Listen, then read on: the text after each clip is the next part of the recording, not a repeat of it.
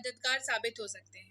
कुछ शब्द ऐसे हो सकते हैं जिनको जान करके, जिनको सीख करके आप बेसिक से शुरुआत करके, मतलब बेसिक अंग्रेजी बोलने की शुरुआत जो है वो इमीडिएट इफेक्ट में कर सकते हैं, और ये बहुत ज़्यादा आपके जो है दिमाग पर जोर नहीं डालेगा और आप आसानी से अंग्रेजी बोल भी पाएंगे। तो चलिए आज की क्लास को शुरू करते हैं, और आज की क्लास में मैं आपको 10 ऐसे मॉडल वर्ब्स बताऊंगी जिसकी मदद से आप अंग्रेजी में एक्सप्रेस कर पाएंगे चीज़ों को, प्रेजेंट कर पाएंगे चीज़ों को। ठीक है, आपके एक्सप्रेशंस को आप प्रेजेंट कर पाएंगे, क्या बोलना चाहते हैं, क्या मंशा रखते हैं, क्या आप सोच रहे हैं, आप फीलिंग्स को एक्सप्रेस कर पाएंगे। तो चलिए क्लास को शुरू करते हैं। सबसे पहला शब्द है कुड, COULD। कुड को आगे पढ़ाने से पहले सबसे इंपॉर्टेंट बात यह है कि कुड में एल जो है वो साइलेंट रहता है, तो आपको इस बात का ख्याल रखना है। कुड को पढ़ते वक्त एल साइलेंट रहेगा, लेकिन लिखते वक्त एल काम करेगा। तो COULD लिखेंगे पर पढ़ेंगे इसको COOUD, कुड। ठीक है, इसका मतलब होता है सका सकी सके या पाया पाई पाए। वाक्य के अंत में सका सकी सके हिंदी में अगर इस्तेमाल कर रहे हो, या पाया पाई पाए अगर इस्तेमाल कर रहे हो वाक्य में, तो आप उसकी इंग्लिश कन्वर्ट करते वक्त कुड का यूज करेंगे। और यह वाक्य में भूतकाल की योग्यता यानी कि पास्ट एबिलिटी को दिखाता है, या सुझाव यानी कि सजेशन को दिखाता है। मतलब हर वाक्य में आप कुड का इस्तेमाल नहीं कर सकते। वाक्य जो है कैसा होना चाहिए, या तो वो एबिलिटी, पास्ट एबिलिटी दिखाता हुआ होना चाहिए, यानी कि भूतकाल की योग्यता को दिखाता हुआ होना चाहिए, या तो वो सुझाव देने वाला या सजेशन देने वाला होना चाहिए। जैसे वह नहीं जा सका, ही कुड नॉट गो। वह नहीं जा सका, ही कुड नॉट गो। वे पढ़ाई नहीं कर सके, दे कुड नॉट स्टडी। वे पढ़ाई नहीं कर सके, दे कुड नॉट स्टडी। हम अच्छे से पढ़ाई कर सके, वी कुड स्टडी वेल। तो क्लास को आगे बढ़ाने से पहले अगर नहीं किया है चैनल को सब्सक्राइब अभी तक, तो उसको फटाफट से सब्सक्राइब कर लीजिए। और बेसिक से प्रो जो कोर्स है वो बिल्कुल चालू है, इसके एडमिशन चालू है, क्लासेस जो है चालू है।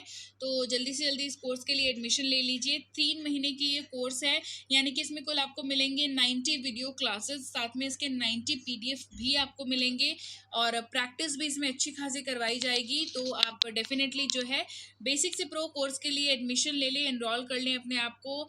ये 3999 की कोर्स है, यानी कि 3999 की कोर्स है। और हमारी ई बुक्स जो अवेलेबल हैं ग्रामर की, टेंस की, वोकैबुलरी की, ये ई बुक्स आप ले सकते हैं आपकी ज़रूरत के हिसाब से। ई बुक्स को लेने के बाद इन्हें अपने फ़ोन पर डाउनलोड करना ना भूलें, ताकि ये हमेशा आपके पास रहें। तो चलिए क्लास को आगे बढ़ाते हैं, अगले शब्द की बात करते हैं जो कि है कैन, CAN, कैन। इसको पढ़ते हैं, इसका मतलब होता है सकता हूँ, सकता है, सकती है, सकते हैं।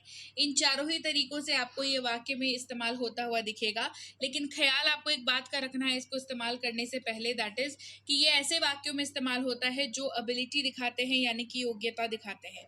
तो कैन एक कैसा शब्द हो गया, कैन एक एबिलिटी दिखाने वाला शब्द हो गया, ये आपकी एबिलिटी को दर्शाता है वैसा शब्द हो गया। तो इसको इस्तेमाल भी वैसे ही वाक्यों में हम लोग करेंगे। जैसे वे अंग्रेजी बोल सकते हैं, दे कैन स्पीक इंग्लिश। वे अंग्रेजी बोल सकते हैं, दे कैन स्पीक इंग्लिश। ये उड़ सकता है, इट कैन फ्लाई। तो ये क्या हो गई, इसकी क्षमता हो गई, एबिलिटी हो गई, है ना, कि उड़ने का टैलेंट है उसमें। तो यह उड़ सकता है, इट कैन फ्लाई। वह तैर सकती है, शी कैन स्विम। वह तैर सकती है, शी कैन स्विम। अगला शब्द है मे, MAY, मे, और इसका मतलब होता है सकता हूँ, सकता है, सकती है, सकते हैं। अब जाहिर सी बात है, इसके जस्ट पहले हमने शब्द पढ़ा कैन, और अब हम लोग पढ़ रहे हैं मे, जहाँ पर हमें ये दिखाई दे रहा है कैन और मे, इन दोनों का ही जो मतलब है वो सेम है। क्या है, इन दोनों का ही जो मतलब है वो सेम है। कैन का मतलब भी सकता हूँ, सकता है, सकती है, सकते हैं। मे का मतलब भी सकता हूँ, सकता है, सकती है, सकते हैं। तो हमें दो शब्दों की ज़रूरत क्यों पड़ी? तो आपको ये मतलब तो बिल्कुल जाहिर सा बात है सेम दिख रहा है, लेकिन इसका जो एप्लीकेशन है, जो इसका इस्तेमाल है, वो कम्प्लीटली अलग है। जैसा कि मैंने बताया, कैन जो है वो एबिलिटी यानी कि क्षमता को दिखाता है, वहीं पर मे जो है वो संभावना को दिखाता है, अनुमति को दिखाता है, अनुरोध को दिखाता है। मतलब अगर आप वाक्य में जो वाक्य बोल रहे हैं वो वाक्य पॉसिबिलिटी दिखाने वाला हो, यानी कि कोई संभावना दिखाने वाला हो, परमिशन यानी कि अनुमति दिखाने वाला हो, या रिक्वेस्ट या कि अनुरोध दिखाने वाला हो, तो वहाँ पर कैन का नहीं, मे का यूज़ करेंगे, भले उसके आखिर में सकता हूँ, सकता है, सकती है, सकते हैं क्यों ना हो। जैसे हमें देर हो सकती है, वी मे बी लेट। हमें देर हो सकती है, वी मे बी लेट। क्या मैं अंदर आ सकता हूँ, मे आई कम इन।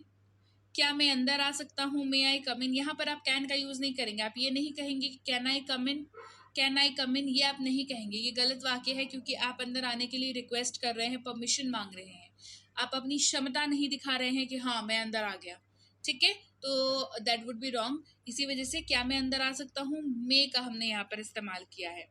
क्या मैं आपकी सहायता कर सकता हूँ, मे आई हेल्प यू। क्या मैं आपकी सहायता कर सकता हूँ, मे आई हेल्प यू। अगला शब्द है माइट, MIGHT, माइट इसको पढ़ते हैं, मतलब होता है शायद सकता है, शायद सकती है, शायद सकते हैं। यहाँ पर जो ब्लैंक है ये वाक्य में जो दूसरे वर्ड्स आएंगे उनके लिए ये जगह छोड़ी हुई है। तो शायद के बाद ब्लैंक जो है वो वाक्य के बाकी शब्दों के लिए है, और लास्ट में है सकता है, सकती है, सकते हैं। तो शुरुआत में शायद वाक्य के और आखिर में सकता है, सकती है, सकते हैं अगर आपको दिखे तो इस वाक्य में आपको माइट का इस्तेमाल करना है, और वो वाक्य भी पॉसिबिलिटी दिखाता हुआ होना चाहिए, यानी कि संभावना दिखाता हुआ होना चाहिए, और उस वाक्य में शायद लगा हुआ होना चाहिए। शायद बारिश हो सकती है, शायद बारिश हो सकती है, it might rain, it might rain. Rohan शायद बीमार पड़ सकता है, रोहन शायद बीमार पड़ सकता है, Rohan might get sick, Rohan might get sick. उन्हें शायद देर हो सकती है, दे माइट बी लेट, उन्हें शायद देर हो सकती है, दे माइट बी लेट। अगला शब्द है विल, WILL, विल इसको पढ़ते हैं, मतलब इसका होता है गागेगी। मतलब क्या होता है, मतलब इसका होता है गागेगी, यानी कि किसी भी वाक्य के अंत में अगर आपको गागेगी दिख रहा हो तो आप वहां पर किसका इस्तेमाल कर सकते हैं, आप वहां पर विल का इस्तेमाल कर सकते हैं।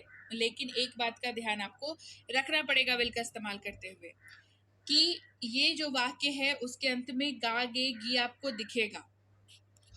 वे घर जाएंगे, दे विल गो होम, वे घर जाएंगे, दे विल गो होम। मैं पढ़ाई करूंगा, मैं पढ़ाई करूंगा, आई विल स्टडी, मैं पढ़ाई करूंगा, आई विल स्टडी।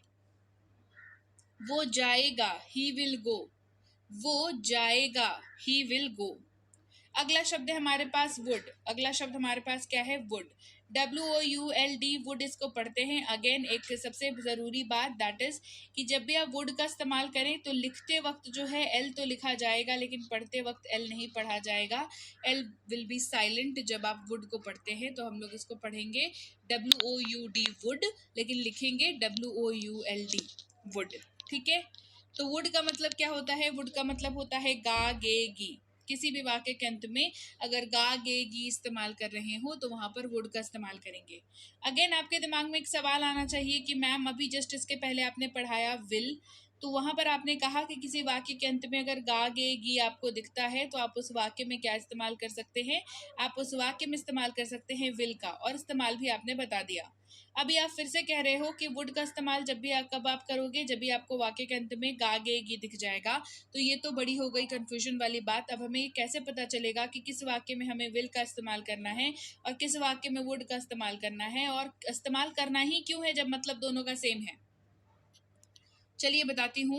वुड का इस्तेमाल जो है वो हमेशा ऐसे वाक्यों में होता है जो संदेह भरे होते हैं, यानी कि डाउटफुल स्थिति में जो वाक्य होते हैं उनके ऊपर वुड का इस्तेमाल होता है, या वैसे वाक्य जो संभावना दिखाते हुए होते हैं वैसे वाक्यों में वुड का इस्तेमाल होता है। पर विल के लिए ऐसा कोई कॉन्सेप्ट मैंने आपको नहीं बताया, क्योंकि जब विल और वुड की हम बात करते हैं तो वुड के लिए तो एक कॉन्सेप्ट बता दिया, उसके अलावा ये कॉन्सेप्ट जब वाक्य फॉलो करे, यानी कि वाक्य कैसा हो, वाक्य हो डाउट वाला तो वुड का इस्तेमाल कर लो, पॉसिबिलिटी वाला हो तो वुड का इस्तेमाल कर लो, और बाकी जो बचा उसमें विल का इस्तेमाल कर लो।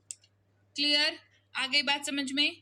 जैसे वह आज आएगा, ही वुड कम टुडे, वह आज आएगा, ही वुड कम टुडे। आपको जितनी इंफॉर्मेशन है उसके हिसाब से वह आज आएगा, लेकिन हो सकता है कोई काम और पड़ गया, वो आज नहीं आ पाया, तो ये वाक्य जो है वो संभावना जताने वाला है।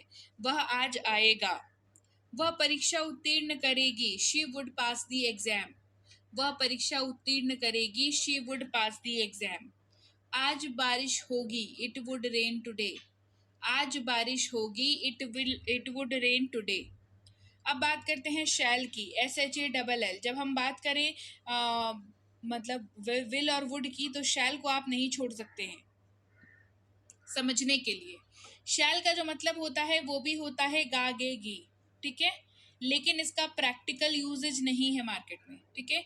स्पोकन इंग्लिश में तो कतई इस्तेमाल नहीं करते हैं, राइट। तो आपको शैल को बहुत इन डेप्थ पढ़ने की ज़रूरत नहीं है, इतना नॉलेज रखिए कि शैल जैसा एक शब्द होता है जिसका इस्तेमाल गागेगी के तौर पर होता है, और अभी ये प्रैक्टिकली स्पोकन इंग्लिश में इस्तेमाल नहीं किया जाता है, राइट। इतना नॉलेज शैल के लिए काफ़ी है।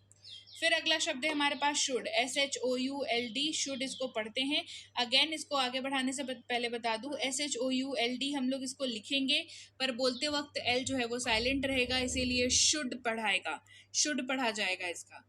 इसको शुड का मतलब होता है चाहिए। शुड का मतलब क्या होता है? शुड का मतलब होता है चाहिए। जैसे वाक्य में ये सुझाव देने का काम करता है, वाक्य में सुझाव यानी कि सजेशन, सलाह देने का काम करता है। ऐसे वाक्य जिसमें आप किसी को सलाह दे रहे हो उसकी अंग्रेजी में आपको शुड का यूज करना पड़ेगा। जैसे उसे जल्दी उठना चाहिए, she should wake up early, उसे जल्दी उठना चाहिए, she should wake up early. हमें विनम्र होना चाहिए, वी शुड बी पोलाइट, हमें विनम्र होना चाहिए, वी शुड बी पोलाइट। उन्हें कड़ी मेहनत करनी चाहिए, दे शुड वर्क हार्ड, उन्हें कड़ी मेहनत करनी चाहिए, दे शुड वर्क हार्ड। आगे बढ़ते हैं अगले शब्द की ओर, जो कि है मस्ट, MUST, मस्ट इसको पढ़ते हैं। इसका मतलब होता है अवश्य चाहिए। क्या मतलब होता है? अवश्य चाहिए। ये वाक्य में दृढ़ निश्चय, दृढ़ आवश्यकता को दिखाता है, यानी कि फर्म नेसेसिटी को दिखाता है, जिसका मतलब आप ये कह सकते हैं कि चाहिए मतलब चाहिए। जब आप बिल्कुल ही फर्म है अपने डिसीजन के ऊपर कि नहीं भाई मुझे ये चाहिए, मतलब ये चाहिए, तो उस वाक्य में जब आप जोर डाल करके कह रहे हैं कोई चीज़ आपको चाहिए, किसी चीज़ की चाहत है आपको, उसके लिए अगर जोर डाल करके कह रहे हैं तो अंग्रेजी में मस्ट का यूज़ करेंगे।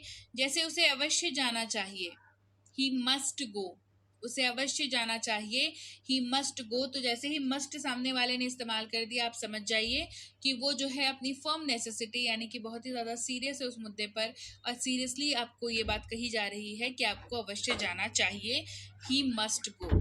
मुझे अवश्य उनकी मदद करनी चाहिए, आई मस्ट हेल्प देम, मुझे अवश्य उनकी मदद करनी चाहिए, आई मस्ट हेल्प देम। उन्हें अवश्य एक कार खरीदनी चाहिए, they must buy a car, उन्हें अवश्य एक कार खरीदनी चाहिए, they must buy a car. अगले शब्द की बात करते हैं जो कि हमारे पास हैव टू। क्या है हमारे पास? हमारे पास अगला शब्द है हैव टू, जो वाक्य में फोर्स्ड परिस्थितियों को दिखाता है, फोर्स्ड सर्कमस्टांसेस को दिखाता है। इस्तेमाल देख लेंगे। मुझे जाना है, आई हैव टू गो, मुझे जाना है, आई हैव टू गो। हमें पढ़ाई करनी है, वी हैव टू स्टडी, हमें पढ़ाई करनी है, वी हैव टू स्टडी। उन्हें खेलना है, दे हैव टू प्ले, उन्हें खेलना है, दे हैव टू प्ले। अगला शब्द है हमारे पास हैज टू, जिसका मतलब होता है ना है, नी है, या ना पढ़ता है, नी पढ़ती है, डिपेंडिंग कि वाक्य क्या बोल रहे हैं आप। इन दोनों के ही जगह पर हैज टू का यूज आप कर सकते हैं। हैज टू के साथ आपको एक बात याद रखनी होगी, हैज टू का इस्तेमाल आप ही, शी, इट और किसी भी नाम के साथ कर सकते हैं, और हैव टू का इस्तेमाल आई, यू, वी और दे के साथ कर सकते हैं। उसे पढ़ाई करनी है, ही हैज टू स्टडी, उसे पढ़ाई करनी है, ही हैज टू स्टडी। उसे खाना बनाना है, शी हैज टू कुक, उसे खाना बनाना है, she has to cook. Rohan को बाजार जाना है, Rohan has to go to market, Rohan को बाजार जाना है, Rohan has to go to market. तो लीजिए भाई, ये थी आज की क्लास जहाँ पर हमने सीखे कुछ ऐसे शब्द जो जब आप अपने एक्सप्रेशंस को एक्सप्रेस करना चाहें ज़रूर बताइएगा। क्लास बढ़िया लगी है तो क्लास को लाइक करिए, शेयर करिए। चैनल को सब्सक्राइब नहीं किया है तो जल्दी से कर दीजिए। आप देख रहे हैं B anchor spoken English class, मैं हूँ प्रीति मैम। और अगर आपको अंग्रेज़ी सीखनी है बिल्कुल ज़ीरो से लेकर के, मतलब आपको बेसिक से चालू करना है अंग्रेज़ी सीखना और एक अच्छे स्तर तक पहुंचना है, 6 महीने की वैलिडिटी है जिसमें आपको 90 वीडियो क्लासेस मिलते हैं, साथ ही मिलते हैं 90 PDF। ये कोर्स को आप ज़रूर करें। 90% का फ्लैट ऑफ चल रहा है इसमें, तो ज़रूर से ज़रूर इस कोर्स के लिए एनरोल करें। अगर आपको रीडिंग सीखनी है, अंग्रेज़ी की रीडिंग सीखनी है तो इंग्लिश रीडिंग कोर्स कर सकते हैं, इंग्लिश ग्रामर सीखना है तो इंग्लिश ग्रामर कोर्स कर सकते हैं, और प्रीमियम कोर्स तो अपना चालू है ही, इसको भी आप कर सकते हैं। इसके अलावा SSC की तैयारी कर रहे हैं, बैंकिंग की तैयारी कर रहे हैं,